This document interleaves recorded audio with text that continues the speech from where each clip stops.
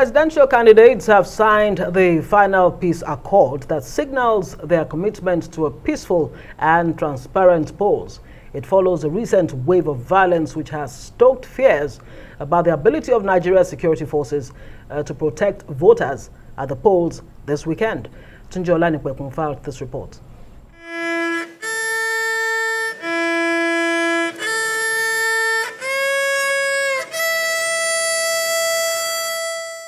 Saturday's election will be taking place at a time Nigerians are experiencing cash and fuel scarcity, with its attendant tension across the country. This is why the last peace accord signing by politicians is important to get the major actors committed to pre-election, election and post-election peaceful conduct by their supporters. Presidential candidates from 18 political parties and their party chairmen are represented here as they append their signatures to the peace treaty. President Muhammadu Buhari again re-emphasizes the readiness of his administration to pass a legacy of free and credible transition. Since my assumption of office, we have worked so hard to ensure that we pass on a legacy of free, fair, credible, safe, and peaceful elections. We will continue to act with neutrality and allow the rule of law to take precedence over political expediency.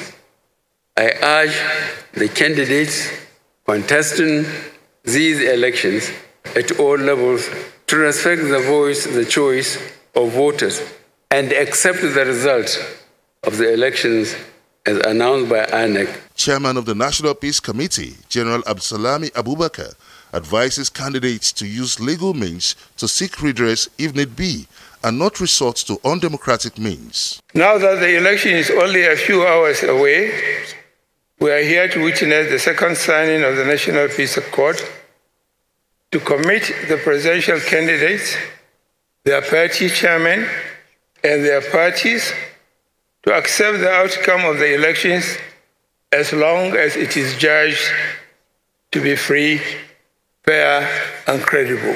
Former head of state Yakubu Gowon enjoins the candidate to put the nation first and accept the result of the election as a demonstration of good sportsmanship. This position was echoed by former President Goodluck Jonathan, whose message was read by Bishop Matthew Kuka. In every democracy, peace is a critical factor that breeds political, social, and economic progress. I passionately appeal to the political actors to embrace peace. There is no better time to make this commitment than now, given the considerable levels of tension and apprehension so far experienced in the build-up to these elections. This is the time for the candidates and party leaders to demonstrate goodwill and impress upon it the cadres and followers that the election is not a war. We are not praying to witness another Orubebe incident here. However, if this is to occur, I implore Professor Mahmoud Yakubu to behave like Professor Tairu Jega, who had handled the situation in a professional manner. With the signing of the peace accord, Nigerians are very hopeful of free and non-violent election come Saturday as Nigerians get ready to pick President Buhari's successor. Yes, indeed. Well, we're joined now by Idayat Hassan, a National Peace Committee member who was there at the signing. She's also the director of the Center for Democracy and Development. Thank you so much for joining us on Newsnight tonight. Well, 4 months ago, the first peace accord was signed. And since then, between then and now, would you say that that peace accord has made the difference in the way that political gladiators actually conduct themselves? How much more their supporters? How significant, really? How timely is this peace accord? I think this is quite timely and important because this is just like 2 days into the elections and campaign ends tomorrow. So it's symbolic to actually have that peace accord signed today. It's also, there are also symbolism and the importance even the candidates themselves are paying to this peace accord is quite gratifying. Think of it, all the 18 parties, all the 18 presidential candidates were present today, which tells you that either way you look at it, they do still respect that institution, and they do still believe that the peace accord matters, not just to them, but actually to Nigerians. So it's tone-setting. And the way it was well attended by the International Observer Mission, having 3 former head of state from Africa, we are not talking of other parts of the world, participate, huge. It shows you that this is actually something which would actually herald the elections itself. And so it's a good tone setter towards the last days of this long campaign season. You know, talking about tone setting, let's go with the speech of the Inspector General of Police, recalling what transpired then in 2015, and perhaps see how this can translate to the followers. Because what we saw in 2015, the actors actually heeded to what the peace accord was about, save for some of their members, and in that case, the gentleman at the IG just mentioned. So 2 days to the big moment, or rather 3 days, you think this is enough for the followers of these politicians to also imbibe that spirit? I think it's also important to look at the content of the peace accord. The peace accord is not in isolation, actually. What it does is it basically looks at the laws of the land of Nigeria. So it's not just a peace accord, it's actually what is already written into our laws, either the Constitution, the Electoral Act, the Criminal Code, or the Penal Code. So it's not in isolation. Some of the infractions are punishable. And this was actually reiterated in this 11-clause peace accord, just as it was in the 12th one that was initially signed last year. And to say that it's again tone setting is that this is the 3rd time we will actually be meeting. Earlier in the year, the presidential candidates and their party chair were again called to a meeting where these infractions, so-called or infractions, were reviewed with them. And thankfully, they all came, they all listened, and they all committed to actually doing it. And I believe that 2023 is actually different from 2015. That has been 2 electoral cycles, which means that we have also evolved.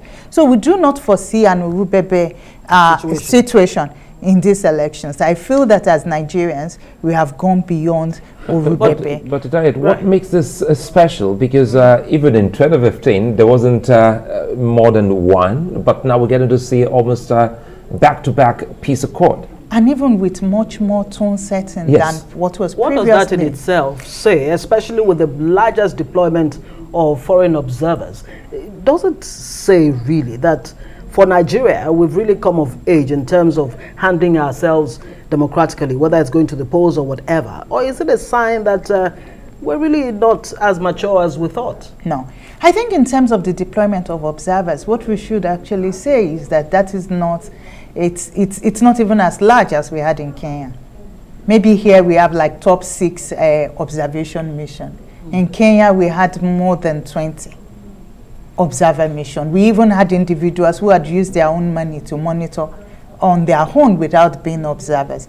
It also talks about the importance the world actually accords to issues that surround Nigeria, like issues of this country are important, not just for Africa, but actually the world at large. And some of them are our partners and also invited by the Independent National Electoral Commission to monitor the elections as a way of actually gauging the integrity quotient of the elections and even the acceptance of outcome by all these gladiators. Now, when we talk in terms of the 3 accord itself, the first one was explicit and it was on issue-based campaign.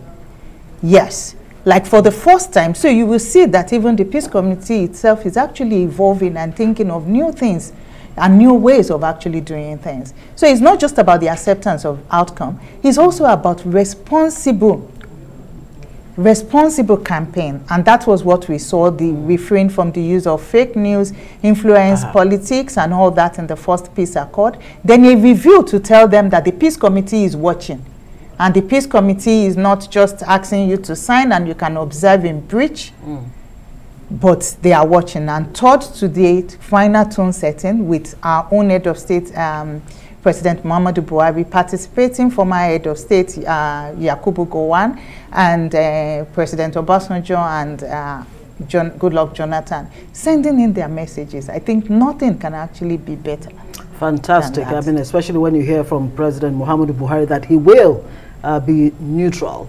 I wonder how comforting that is. Idayat Hassan, Director of Center for Democracy and Development, thank you so much for joining us. Thank you. And we wish ourselves all the best as we go to the polls.